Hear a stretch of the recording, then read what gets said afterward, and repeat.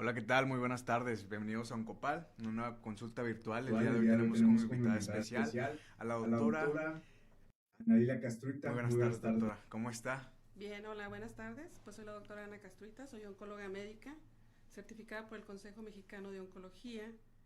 Y pues hoy, gracias por la invitación, hoy vamos a hablar un tema interesante que es conocer acerca de la quimioterapia. Exactamente.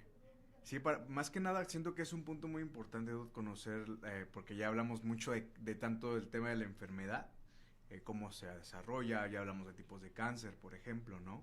Pero siento que es un tema importante el abordar la parte del tratamiento para que más que nada los pacientes y toda la gente que nos ve, pues conozca cuál es el efecto que tiene o a qué le llamamos quimioterapia, ¿no? Si existe un grupo de tipos de quimioterapia, si llamamos quimioterapia a un solo medicamento, incluso, ¿no? ¿Qué nos podría explicar un poco de esto para aquellos que pensamos que la quimioterapia se engloba a un solo tipo de tratamiento o a un solo tipo de medicamento, pero en sí para la especialidad, ¿qué viene siendo? Pues es una forma de tratar la enfermedad que es el cáncer. Ok. Así como existe la cirugía, así como existe la radioterapia, pues existe esta forma de tratamiento que es la quimioterapia. A fin de cuentas es un grupo de medicamentos que fueron diseñados para destruir células tumorales. La quimioterapia surge en los 40, Okay. el siglo pasado, durante la Segunda Guerra Mundial, que se descubre el efecto de una sustancia que es el gas mostaza. Existen ya a partir de ahí ya se diseñan muchos medicamentos. Como sabemos, las células tumorales tienen una duplicación o una multiplicación muy acelerada, sí, más sí. rápida que la célula normal. Y lo que hace la quimioterapia de alguna forma es detectar esas células que se están reproduciendo tan rápidamente, introducirse, muchas de estas quimioterapias se introducen dentro de la célula, dentro del DNA, y de esta manera producen lo que es la muerte celular de la célula tumoral. Uh-huh. Los medicamentos se pueden usar solos o se pueden usar combinados. Es la forma más usual, usarlos combinados, la poliquimioterapia, porque pueden atacar a la célula de diferentes formas. Hoy vamos a hablar de los alquilantes. Okay. Que es un grupo, me imagino. Es un grupo de medicamentos que llegan directamente al DNA de la célula tumoral y de ahí inducen la muerte de la célula tumoral. A esto se le conoce como apoptosis. Okay. Entonces la quimioterapia produce la muerte de las células por apoptosis. Ahorita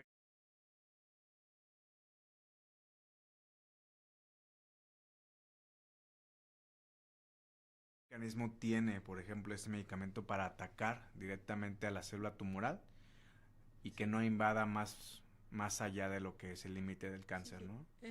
Los alquilantes llegan directamente hasta el núcleo de la célula tumoral y se pegan en el DNA y de esta manera bloquean la duplicación del DNA. Okay. Entonces, para la célula esta es una señal de que ya no puede continuar y entonces empieza un mecanismo en la célula tumoral en el cual muere. Y todo es un proceso, se llama apoptosis. Okay. Finalmente la célula tumoral se va a condensar y se va a fragmentar en muchos pedacitos. Como que la destruye. Ajá, la destruye pero sin romperla. Okay. Sino haciéndola que se fragmente en varios pedazos. Reduciendo el tamaño, obviamente. Reduciendo el tamaño, de reducir muchos tamaños de una sola célula y luego, bueno, el cuerpo se encarga de eliminar esos restos celulares. Okay. Me parece que le había pasado a producción unas imágenes para ir proyectando el... Sí, tenemos una imagen de la apoptosis Okay. y tenemos lo que es el grupo farmacológico de los alquilantes. ¿Verdad? Los alquilantes, si estamos viendo la imagen, pues verán que son, al menos en ese listado, son 15 medicamentos. Se usan para diferentes enfermedades oncológicas, pero como hoy estamos enfocados en los alquilantes, los dos medicamentos más usados son la ciclofosfamida y la ifosfamida. Okay. De hecho, la ciclofosfamida es tan utilizada porque se usa en cáncer de mama, se usa en linfomas, en leucemias, en sarcomas, en algunas enfermedades reumatológicas. Podríamos decir que en el planeta todos los días se usa la ciclofosfamida. Se puede usar ciclofosfamida, ¿no? Todos los días hay un paciente que está recibiendo este medicamento. Y esta función de este medicamento, ¿cuál es? ¿Cuál es la reacción que tiene que tener en el cuerpo, ¿no? Igual la que nos mencionó de atacar directamente a la célula cancerígena, por ejemplo, y dividirla o reducirla en este tipo de fragmentos para volverla más pequeña. ¿Cuál es más o menos la finalidad, Doc? Pues es la misma función, ¿verdad? Ok. La misma función.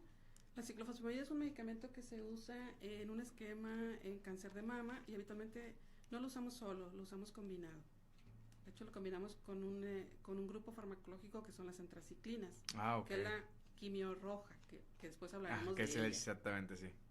Entonces, hacen sinergia estos dos medicamentos, la ciclofosfamida y las antraciclinas, la epirubicina y la doxorubicina, y lo usamos muy comúnmente en cáncer de mama.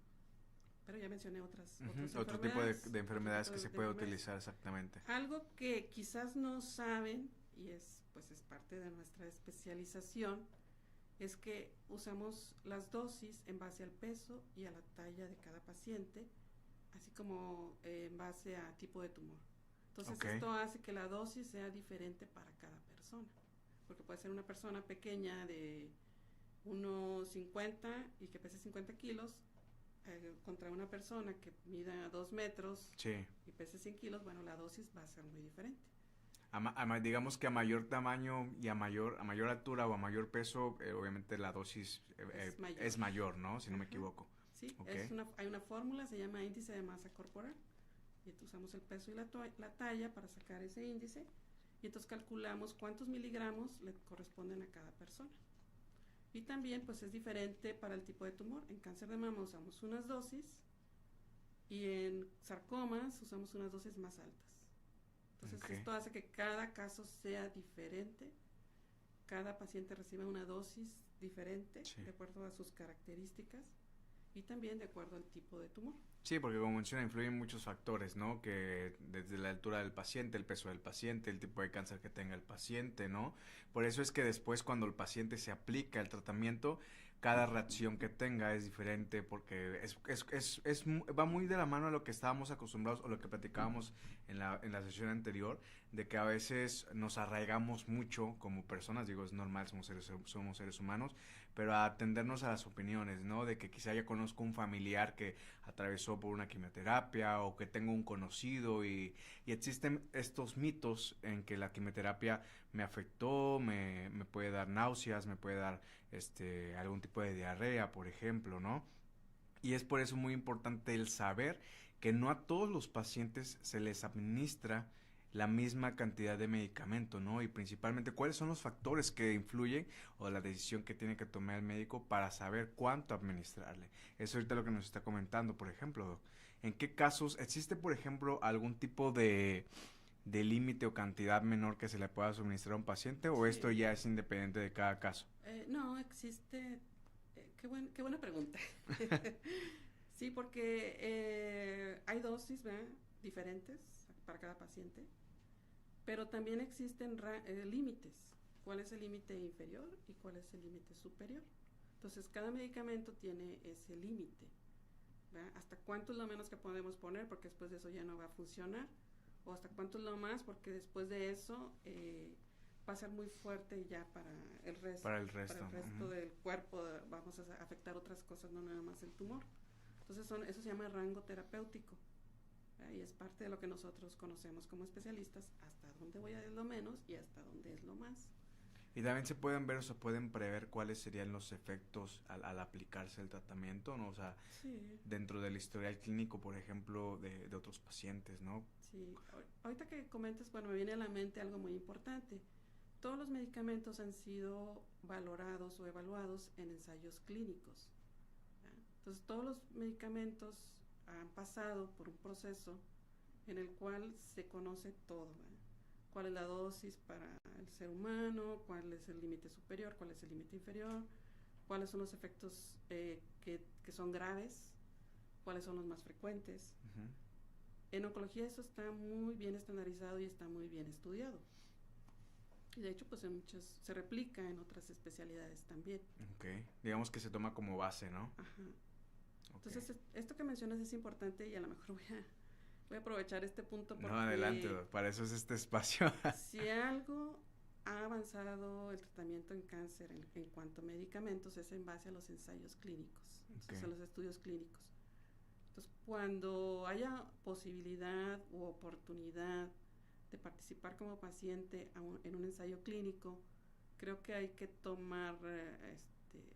aceptarlo, tomarlo o aprovecharlo, ¿verdad? Porque generalmente son medicamentos, se están ensayando o buscando medicamentos nuevos que muchos de ellos van a mejorar los resultados. Doc, para las personas que no conocemos o que no sabemos cuáles son o cuál es la finalidad de un ensayo clínico o qué es un ensayo clínico, ¿nos podría platicar un poquito de cómo es este proceso? Digo, ya adentrándonos al tema per se, ¿cuál es el proceso de un ensayo clínico? Digo, yo como paciente voy, me van a tratar como un, no sé, porque existe esta duda, ¿no? De que voy a tratar como como un laboratorio o qué va a pasar, ¿no? ¿Cuál es la finalidad? Pues es avanzar en el conocimiento y obtener mejores resultados a los pacientes. Los pacientes que ahorita están recibiendo ciclofosfamida en un cáncer de mama es porque mujeres, décadas anterior, aceptaron participar en un ensayo clínico para saber si ese medicamento funcionaba para el cáncer de mama. Y yo pienso que como persona y como paciente, tú puedes ayudar y aportar a personas en el futuro. Claro. Para poder avanzar en el conocimiento y tener mejores opciones de tratamiento para los pacientes. Claro, y también ya si hay un historial, por ejemplo, ¿no? Un estudio clínico en el cual avale los resultados de algún medicamento, por ejemplo, ¿no? La efectividad, la aplicación, el número de dosis que se tienen que estar suministrando, ¿no? Por cada caso específico. Todo eso es lo que se estudia. Se estudia, pues sí, son pacientes que están un poco más observados, se les cita más frecuentemente. A lo mejor en una quimioterapia, por ejemplo, en una ciclofosfamida, yo lo cito cada 3 semanas y a las 3 semanas lo cito con un examen de sangre para checar las defensas, biometría, química, perfil hepático. Pero en un ensayo clínico probablemente se le cite cada semana. Y esto es porque hay que estar registrando semana a semana qué molestias puede estar teniendo o qué cambios puede estar teniendo en un análisis de sangre. Entonces son un poco más observados con más frecuencia. Sí, claro, sacando más medidas cualitativas y cuantitativas, ¿no? Por ejemplo, en cuanto a los tipos de estudio. Ahorita que estamos platicando con este tipo de quimioterapia, por ejemplo, se tuvo que tener casos clínicos estudiados previamente para poder saber las dosis que se tienen que aplicar ahorita, ¿no? Sí. ¿Qué nos podría estar platicando ahorita de este grupo que estamos tocando, Doc? A lo largo de quizá de todos los pacientes que se han visto y que se le han aplicado este medicamento, ¿no? ¿Qué podemos esperar o cuál puede ser la expectativa cuando podemos ver quizá en la receta médica del oncólogo de que, qué medicamento van a aplicar, ¿no? O por qué es la ciclofosfamida, exactamente, ¿no? ¿Cuál sería lo que tendríamos que esperar, ¿no? Como pacientes, ¿no? Sí, bueno, algo importante de estas sesiones es que no tengan miedo a esos tratamientos, porque a veces le sacan un poco la vuelta o evitan, porque dicen, si me toca quimioterapia, entonces como que no quieren decir. Finalmente, los alquilantes, la ciclofosfamida, la ifosfamida y otros más, melphalan, busulfan, todos esos, tenemos más de 50 años utilizando esos medicamentos. Entonces ya los conocemos al revés y al derecho. Sí, claro, exactamente. Cómo se pueden aplicar, cómo no, qué efectos secundarios te van a dar, si subimos la dosis que vas a tener. Si el paciente es diabético o hipertenso, ¿qué ajuste le tengo que hacer? Si el paciente tiene insuficiencia renal, ¿qué ajuste le tengo que hacer? Entonces, particularmente empecé de hecho con estos medicamentos porque fueron los primeros. Ajá, es lo que me estaba platicando, ¿no? Que fueron los primeros que recién se utilizaban. Entonces, deberían de sentirse, bueno, pues confiados y seguros que son ya muy utilizados en mucho tipo de personas, en muchas razas, en muchas edades, porque también se utilizan en niños. Claro. Y entonces pues ya manejamos perfectamente todo lo que es los efectos secundarios. ¿Cuáles podrían ser, Doc, los que podríamos esperar? Sí, bueno, antes de pasar a eso. Ok.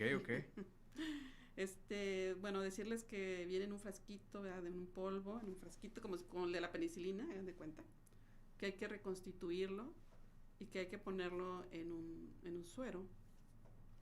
Entonces se pasa en unos 30 a 60 minutos la ciclofosfamida Y durante la infusión, pues el paciente no tiene molestias, tú estás recibiendo un suero, ¿verdad? Suero con medicamento especial. Bueno, a excepción de la ifosfamida, que se puede pasar hasta en 8 horas o en 24, pues la ifosfamida se pasa muy rápido. La aplicación no da molestias, ¿verdad? Y es importante que la persona o el paciente se esté hidratando durante el tiempo que esté en la infusión y los primeros 24 a 48 horas, ¿verdad? No dejen de hidratarse. Puede tener un poquito de mareo, algo de náusea. La náusea que da pues es leve, moderada. Ok.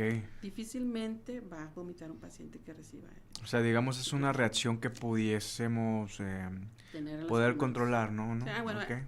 Algo bueno es que a diferencia de hace 50 años, ahora tenemos medicamentos muy potentes para tratar la náusea. Entonces, hacemos una premedicación, ¿verdad? Tratamiento para la náusea, para el vómito, para reacciones alérgicas, aunque es rarísimo que te dé reacciones alérgicas. Pero hacemos la premedicación, luego ya pasamos el suero con la quimioterapia y pues en 30 a 60 minutos ya se pasó.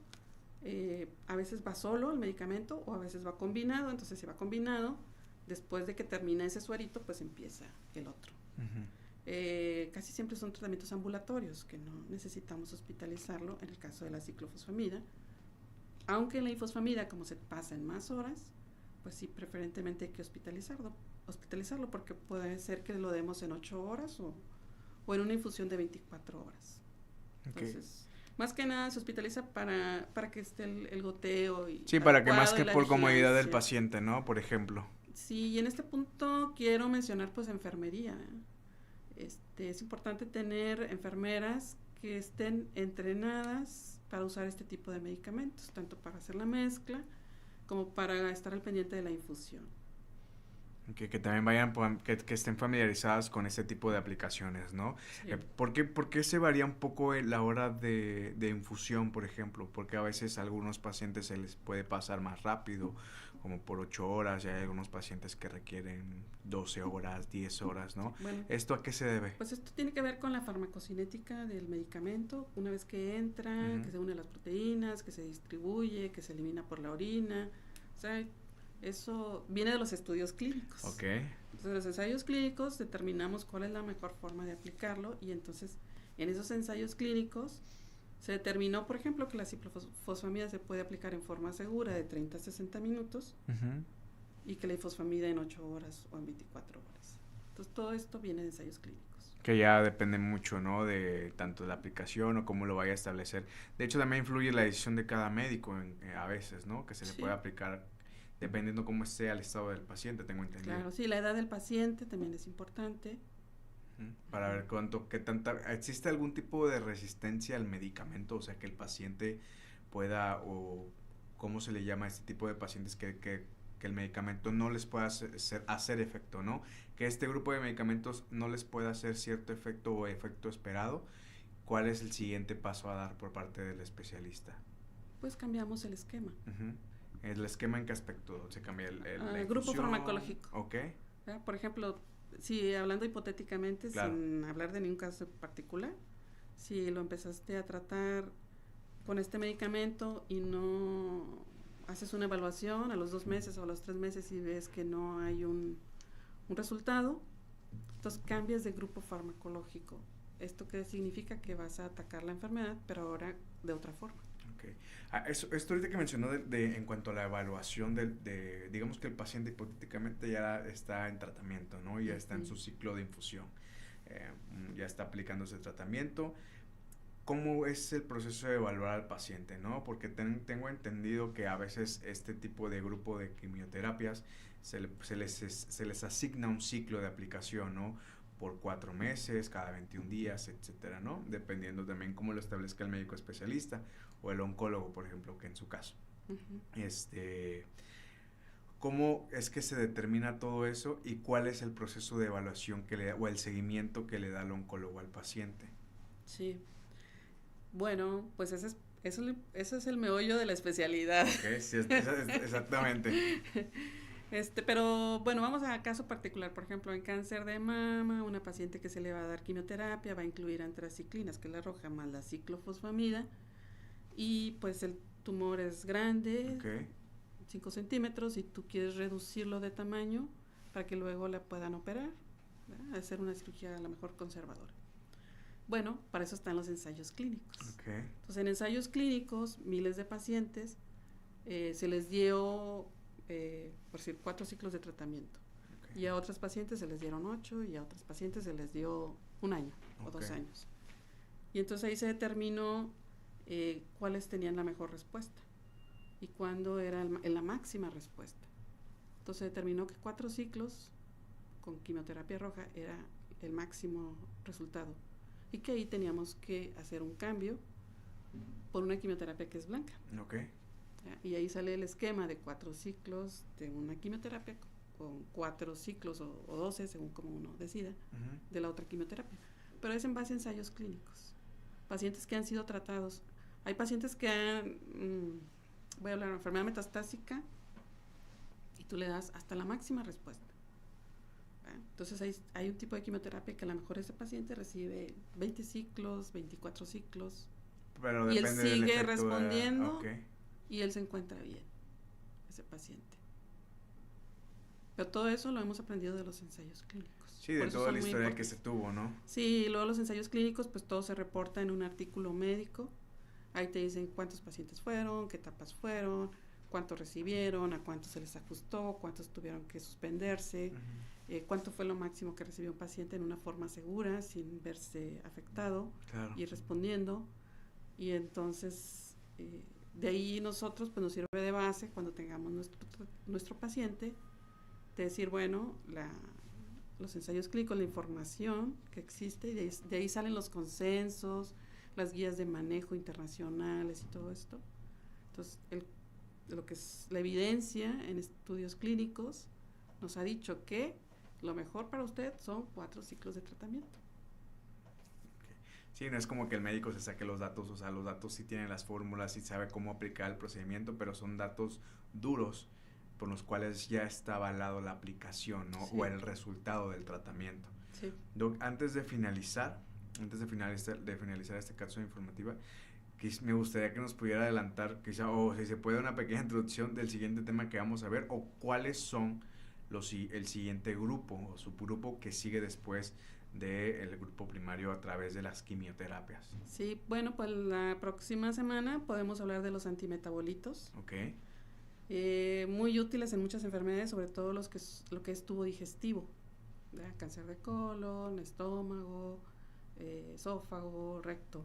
Que son los cánceres Que donde más se utilizan. los antimetabolitos. Ok. ¿Verdad? Si vemos, o sea, la ciclofosfamida muy probablemente funcione muy poco en un cáncer de estómago o en un cáncer de colon. Ujú.